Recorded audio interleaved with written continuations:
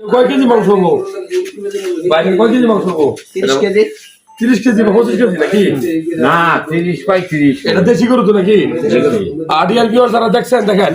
একটা টেকনিক বলি দেশি গরু কেমনে বুঝবো এই পা দেখলে বোঝা যায় নাকি পা গুলো ছোট ছোট হবে ঠিক আছে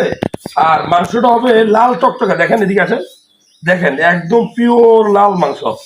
আরেকটা বলি এই যে চর্বি এই চর্বির পরিমাণটা খুবই কম আপনি যদি এটা বিদেশি গরু হইতো বা চাষের হইতো তাহলে একদম লাল টকটকে অনেক মাংস দেখতেন চর্বি দেখতেন সো আপনারা যদি কেউ দেশি গরু কথা বলে বিদেশি গরু মাংস দেয় আপনি বুঝতে পারবেন নিশ্চয়ই এরকম না টেকনিকটা আচ্ছা বিদেশি গরুর মাংসটা সাদা সাদা থাকবো এটা যেরকম লাল টকটকা হ্যাঁ। ওইটা মনে করেন যে ওটা সাদা সাদা হইতো না নাকি আচ্ছা ঠিক আছে কারণ এই যে একটা একটা কথা বলি যে জায়গায় মাংসটা কাটতেছে এখন এই দেখেন পিওর একদম পিওর